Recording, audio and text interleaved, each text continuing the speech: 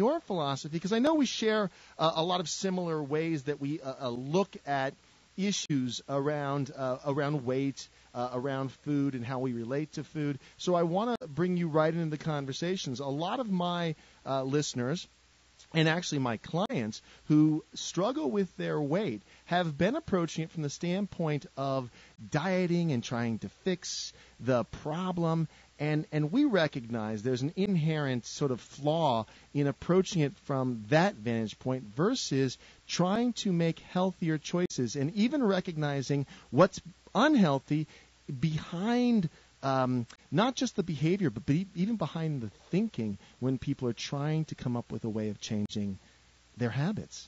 Yes, I completely agree. I do not like the word diet. I think it's important to take good care of your body, eat as many whole foods as you can, and to not beat yourself up, and to give yourself a break, and to not try, especially I think in Southern California now. I'm a Northern California girl, actually, who was transplanted here 10 years ago, but there's so much emphasis on looks and being thin, and throughout our culture.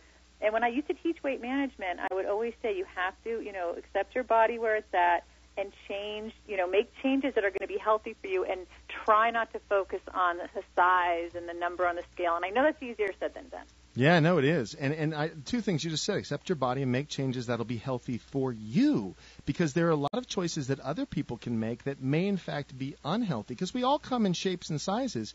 Our culture really has this sort of distortion, and especially, of course, here in Southern California, which you pointed out, because we're in La La Land, we're in Hollywood, or at least close to it, and the idea, of course, that women should look like Barbie.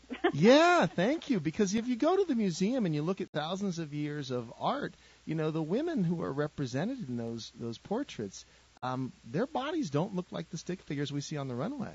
No, they don't. I think they look more like we should look. It's so frustrating too, because I grew up in the 70s, so what I was looking at as a girl were at least women that maybe they were on the thin side, but they were real. Now young girls are looking at women who have implants in their breasts, in their butts, in their lips. I mean, so no, that's right. You're trying to attain something that isn't even attainable unless you're going to get plastic surgery, and that's another issue. And I feel like if people want to do that, that's their choice. But it's more just about making it seem like that's the way people naturally look, and it's not. Yeah.